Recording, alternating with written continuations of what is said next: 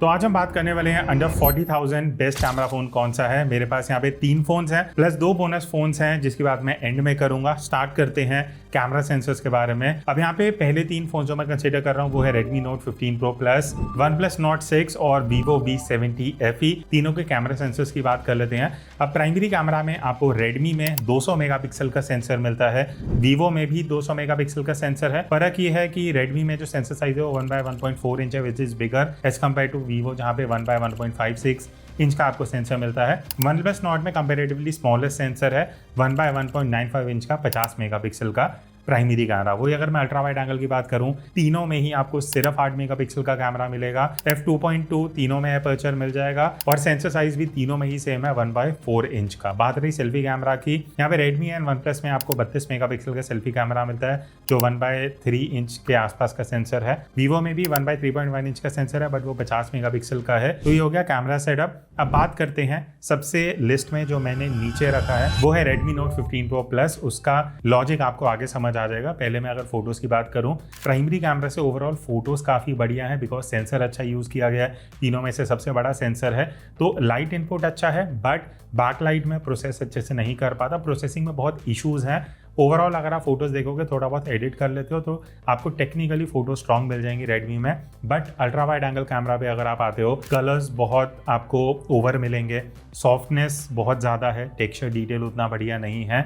तो overall ultra wide में आप फोटोज बढ़िया एक्सपेक्ट नहीं कर सकते। प्लस यहाँ पे कोई टेलीफोटो कैमरा नहीं है तो डिजिटल जूम आप करके फोटोज ले सकते हो बट आउटपुट अच्छा नहीं है टू बी ऑनेस्ट, जो आप यहाँ कुछ सैम्पल्स में देख सकते हो। तो overall Redmi Note 15 Pro Plus मैंने इसीलिए 5th नंबर पे रखा है बिकॉज ओवरऑल फोटोज में सिर्फ प्राइमरी कैमरा अच्छा है, बाकी जगह पे आपको बढ़िया आउटपुट नहीं मिलता। बात रही पोर्ट्रेट्स की, वो भी एवरेज आउटपुट है, आप यहाँ सैम्पल्स देख सकते हो।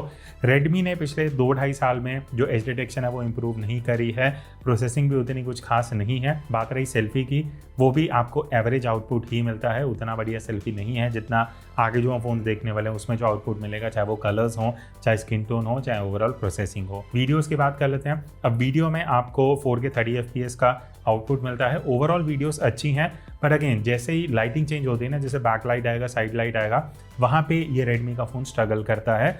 अल्ट्रा वाइड एंगल में सिर्फ 1080p रेजोल्यूशन है 30 FPS पे, वो बाकी फोन्स में भी वही रहने वाली है बिकॉज 8 मेगापिक्सल का सेंसर है बट परफॉर्मेंस एवरेज है, उतना अच्छा आउटपुट नहीं है जो आप एक 35 से 40 हज़ार के फ़ोन में एक्सपेक्ट करते हो।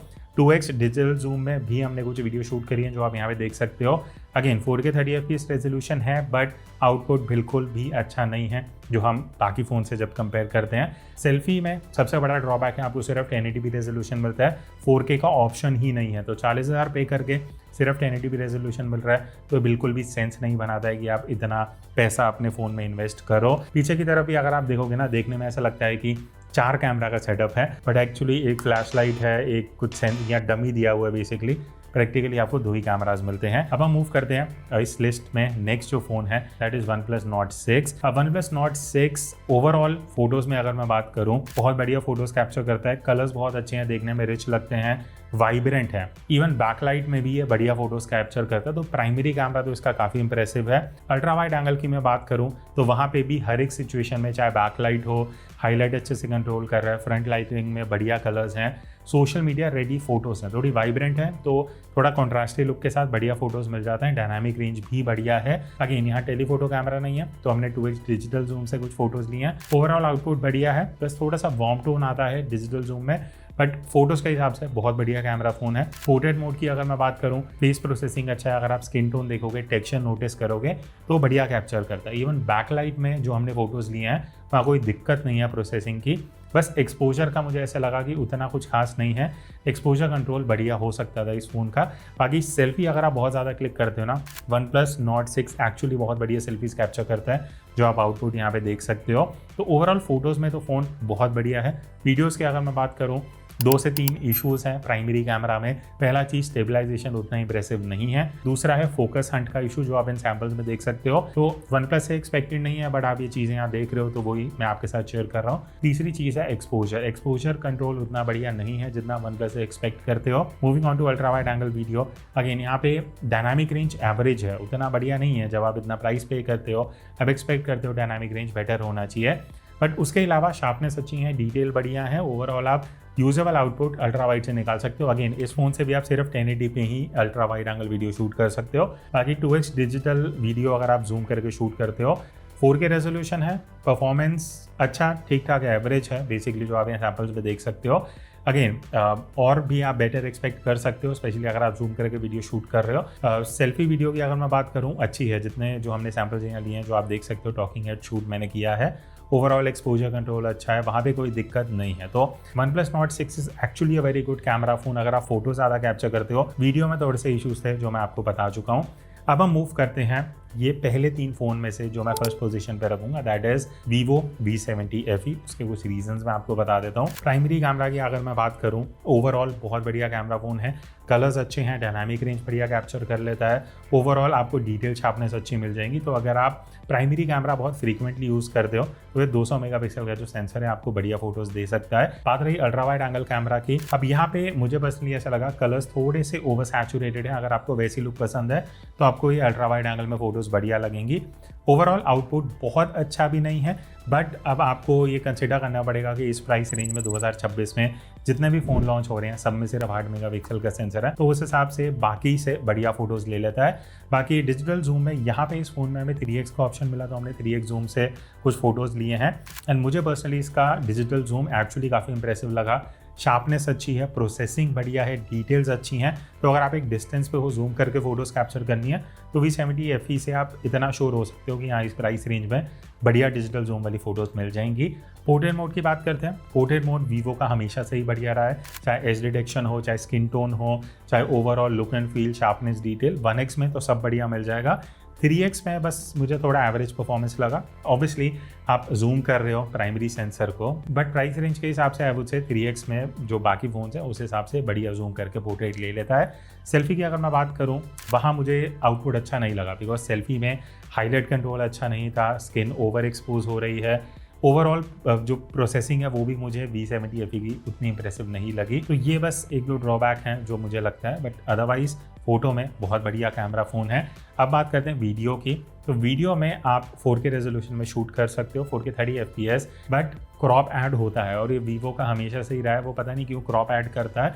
उस हिसाब से स्टेबलाइजेशन अच्छी है, बट उतनी भी कुछ क्लास अपार्ट नहीं है, तो वो एक चीज़ है। एंड एक्सपोजर भी उतना बढ़िया मैनेज नहीं होता जितना मुझे एक्सपेक्टेड होता है कि आप इस प्राइस रेंज में एक्सपेक्ट करोगे।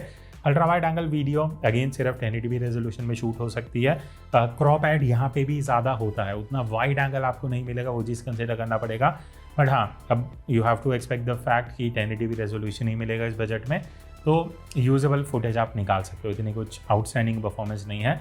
बाकी अगर मैं डिजिटल जूम की बात करूँ, अगेन 4K में आप शूट कर सकते हो, बट मुझे अगेन पर्सनली वीवो से जितना एक्सपेक्टेड रहता वैसा परफॉर्मेंस नहीं था। सेल्फी वीडियो की अगर बात करें, 4K रेजोल्यूशन है, प्लस पॉइंट है, बट शेक आता है फुटेज में, जो आप यहाँ पे क्लियरली देख सकते हो, तो वो भी उतना बढ़िया नहीं है। आपको रेजोल्यूशन अच्छा मिल रहा है बट शेक आ रहा है, तो फिर फुटेज उतना इजीली यूज़ नहीं हो पाता। तो अब क्वेश्चन आता है कि मैंने सब में ही ड्रॉबैक्स बताए हैं, सब वीडियो में ही बोलते हैं कि मैं फ़ोन सजेस्ट करता हूँ बट मैं इतनी कमियाँ बताता हूँ। उसके रीजंस होते हैं कि अगर आप एक फ़ोन लेने जा रहे हो, आपको पॉजिटिव नेगेटिव्स दोनों पता होने चाहिए। तो अब हमने 3 फ़ोन्स की बात करी हैं, 2 स्पेशल मेंशन फ़ोन्स, जो अगर आपका ये क्वेश्चन है कि 40,000 में कैमरा फ़ोन लेना है तो कौन से लेना चाहिए, जो मैंने पहले 3 फ़ोन मेंशन करे हैं, मुझे अगर पर्सनली लेना हो मैं उन तीनों में से कोई नहीं लूँगा।